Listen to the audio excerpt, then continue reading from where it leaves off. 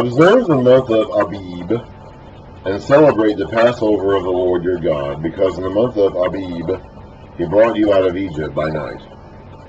Sacrifice as a Passover to the Lord your God an animal from your flock or herd at the place the Lord will choose as a dwelling for his name. So this is not something you can do in your own towns. Do not eat it with bread made with yeast, but for 7 days eat unleavened bread, the bread of affliction, because you left Egypt in haste, so that all the days of your life you may remember the time of your departure from Egypt. They didn't have time to bake the bread thoroughly and properly. They had to make it without yeast so they could be ready to go at a moment's notice. Let no yeast be found in your possession in all your land for 7 days. Do not let any of the meat you sacrifice on the evening of the first day remain until morning. You must not sacrifice the Passover in any town the Lord your God gives you, except in the place he will choose as dwelling for his name. So for some of the things, you could do some of the things in your own towns. Or you could have a substitute, like we saw about your firstborn or your offerings and your tithes. If you cannot take it to the tabernacle physically because it was too far away from you, you could redeem it for silver and then take that and buy something else to sacrifice instead when you got there. This is not like that. This is something you have to plan for and make a trip around. There were 3 festivals that they had to journey to. It would eventually be Jerusalem, is where it would eventually be. But there were these 3 national weekly festivals. These 3 national festivals are all a week long in time, that they had to travel to a place to get to worship for properly. They couldn't do this in their towns. There you must sacrifice a Passover in the evening when the sun goes down, on the anniversary of your departure from Egypt. Roast it and eat it at the place the Lord your God will choose. Then in the morning return to your tents. For 6 days, you're not going back to your towns. You're setting up these temporary tents around Jerusalem or Shiloh, the place where the tabernacle is, or the temple. You're not going back to your towns until after the week is done. For 6 days eat unleavened bread. On the 7th day hold an assembly to the Lord your God and do no work. Count off 7 weeks from the time you begin to put the sickle to the standing grain. Then celebrate the Feast of Weeks to the Lord your God by giving a free will offering in proportion to the blessings the Lord your God has given you. And rejoice before the Lord your God at the place he will choose as a dwelling for his name. You, your sons and daughters, your men servants and maidservants, the Levites in your towns, and the aliens, the fatherless, and the widows living among you. Remember that you were slaves in Egypt, and follow carefully these decrees. That was another one of the big yearly festivals. And the Feast of Tabernacles was the 3rd. This one is in the fall. Celebrate the Feast of Tabernacles for 7 days after you have gathered the produce of your threshing floor and your winepress. Be joyful at your feast, you, your sons and daughters, your men servants and maidservants, and the Levites, the aliens, the fatherless, and the widows who live in your towns. For 7 days celebrate the feast of the Lord your God at the place the Lord will choose. For the Lord your God will bless you in all your harvest and all the work of your hands, and your joy will be complete. 3 times a year all your men must appear before the Lord your God at the place he will choose at the Feast of Unleavened Bread, the Feast of Weeks, and the Feast of Tabernacles. No man should appear before the Lord empty-handed. Each of you must bring a gift in proportion to the way the Lord your God has blessed you. Women were not required to go on this journey, although they could go. They weren't forbidden to. We'll see Hannah go with her husband in the book of Samuel. But the men had to go. There was no choice. Attendance was not optional for them.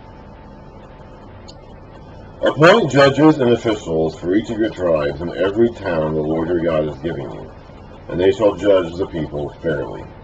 Do not pervert justice or show partiality. Do not accept a bribe, for a bribe blinds the eyes of the wise and twists the words of the righteous. Follow justice and justice alone, that you may live and possess the land the Lord your God has given you. Do not set up any wooden Asherah pole beside the altar you build the Lord your God.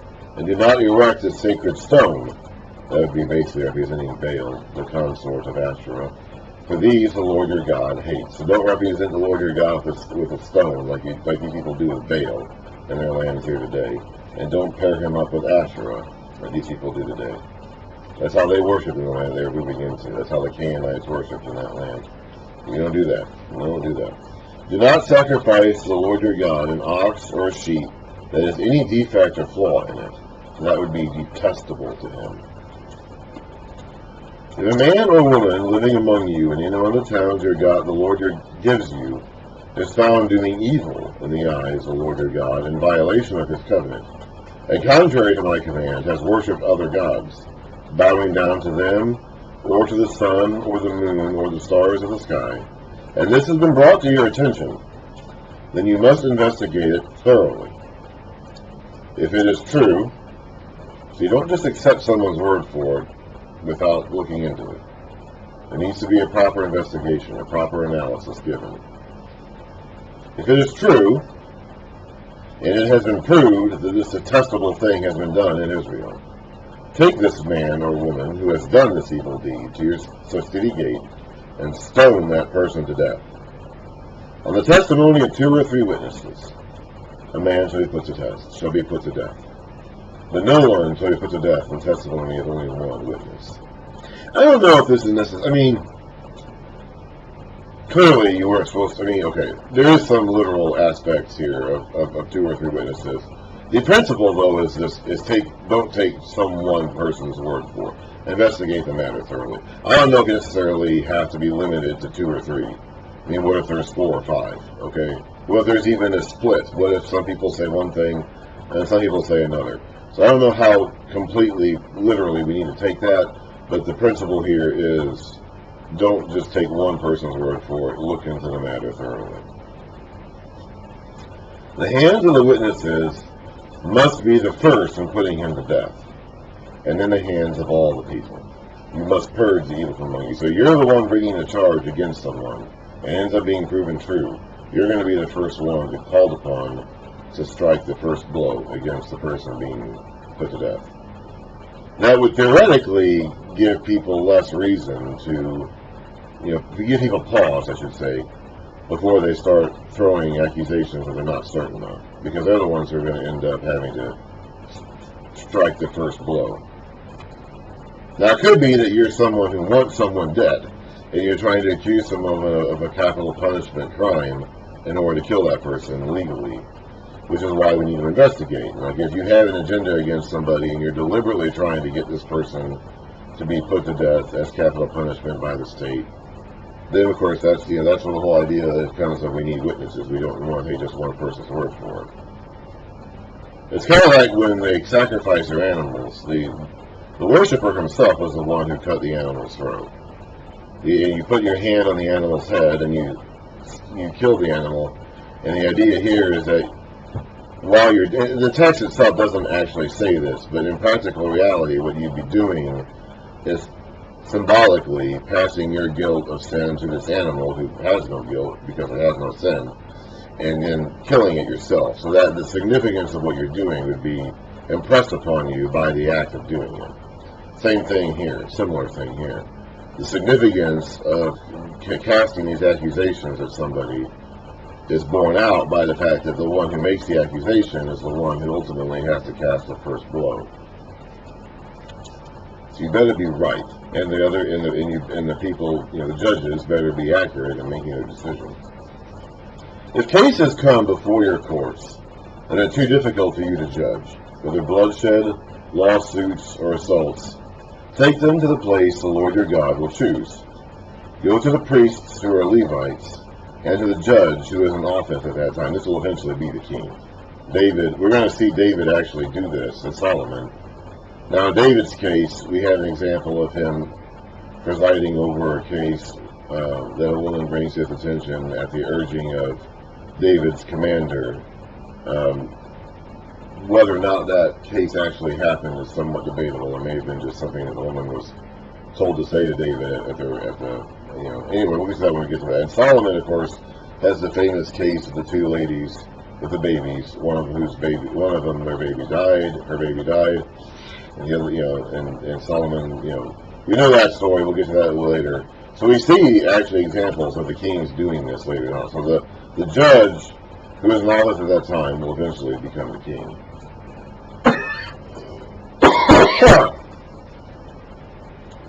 Excuse me. You must act according to the decisions they give you at the place the Lord will choose. Be careful to do everything they direct you to do. And according to the law they teach you, act according to the law they teach you and the decisions they give you. Do not turn aside from what they tell you to the right or to the left. The man who shows contempt for the judge or for the priest who stands ministering there for the Lord your God must be put to death. So they give you a decision, and you deliberately act completely in defiance of that decision. You're acting in contempt, and that is a capital offense. You must purge the evil from Israel. All the people who hear will hear and be afraid, and will not be contemptuous again. When you enter, that doesn't really work though. That's an idea. Like that's like the goal behind this. That's the purpose behind it. But human nature being what it is, that doesn't really work. People will always think they can get away with something. They might be afraid for a while, but that will not deter wrongdoing forever. Capital punishment or fear of punishment, in the end, does not really stop bad behavior. We even see that in our culture today. They didn't have a prison system back in this day and time. The closest thing they had to a prison system was this idea of the cities of refuge, where if you accidentally killed someone, you would flee to the city of refuge and not be killed by that person's family avenger. But you had to be confined to that city until the death of the high priest, whether it was 2 years, 20 years, I don't know. You couldn't go back to your own town without risking being killed by the family avenger. And that would be illegal killing if he did that. If he killed you in retaliation for your accidental killing of his family member, he could kill you, and that would be illegal killing. So you would have to stay in that city of refuge until the death of the high priest. That's the closest thing they had to like a prison system in their culture at that time. We have a prison system today. We have an incarceration. In fact, here in the U.S., we have the highest incarceration system rate in the world. We love putting people in prison in our culture today. We can't think of anything we'd rather do but lock people up. And that doesn't honestly really deter bad behavior. We have a prison system, but we also have the highest rate of incarceration per capita in the world. Okay, we're always finding reasons to put people in prison because people are always doing bad things. Like the fear of prison or the fear of capital offense or fear of punishment. It might restrain the natural proclivities of human nature to a certain degree, but there comes a point where our desire to do inappropriate things is going to win out. I mean, it just is. You see that with kids. You could set up a system of punishment for kids misbehaving, and yet they're still going to misbehave. Some kids may be more inclined to follow the rules than others for fear of punishment, but that really isn't what gets kids to follow the rules. In some cases. But they're still going to find ways to get what they want, even if it goes against what their parents tell them. As the uncle of 7, 13 and unders right now, I see that all the time. I'm not a parent, so I don't have to deal with it myself, but I see that conflict play out in these families around me all the time. Fear of punishment ultimately doesn't really affect human behavior that much. A little bit, to a certain degree, maybe, but not to the point where we're not going to do it again. So this statement here about the people being afraid and not acting contemptuously again, that would work fine in theory. But that's just one of those things where in practice it doesn't actually turn out that way. Human behavior doesn't respond to punishment like this. It would be ideal if it did, but it doesn't. When you enter the land the Lord your God is giving you and have taken possession of it and settled in it, and you say, "Let us set a king over us like all the nations around us," be sure to appoint over you the king the Lord your God chooses. He must be from among your own brothers. Do not place a foreigner over you, one who is not a brother Israelite. The king, moreover, must not acquire great numbers of horses for himself, which Solomon will do, or make the people return to Egypt to get more of them, which other kings would do. So the Lord has told you, you are not to go back that way again. He must not take many wives, which Solomon will do, or his heart will be led astray, which Solomon's heart was. He must not accumulate large amounts of silver and gold, which, again, Solomon will do.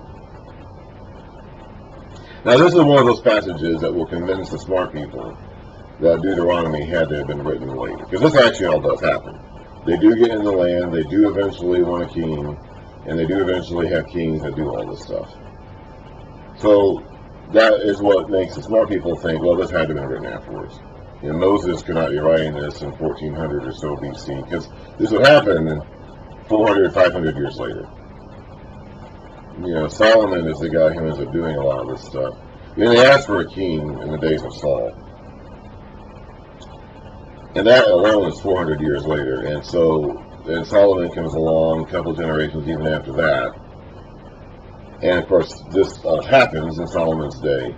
And so the smart people will tell you, well, this had to have been written down by somebody after these already happened. And that's just, if you're just that hung up on that, I mean, like, there's just nothing, this is not going to convince you. If you're ever going to become convinced of the truthfulness or the veracity of the Word of God, it's not going to be that way. I will also just say that, you know, Moses is probably speaking very practically here. He probably, you know, honestly, he probably doesn't even need the Spirit's insight and inspiration to give him this prediction of the future. Knowing what he knows about these people, and knowing what he knows about human nature and the cultures around him, he probably knows this is going to happen at some point, even without being given an inspired message straight from the Spirit. This probably isn't as much of a, this prediction isn't probably really as much of a leap as we might think it is. When he takes the throne of his kingdom, he is to write for himself on a scroll a copy of this law, taken from that of the priests who are Levites. So they're the ones who are in charge of these scrolls. And the king himself was supposed to write it down. Okay, he was supposed to write down his own copy. That would help impress upon him the nature of the law. Not only is he having it read to him, he's actually writing it down himself. It is to be with him, and he is to read it all the days of his life, so that he may learn to revere the Lord his God, and carefully follow all the words of this law and these decrees, and not consider himself better than his brothers, and turn from the law to the right or to the left. And he and his descendants will reign a long time over the kingdom of Israel.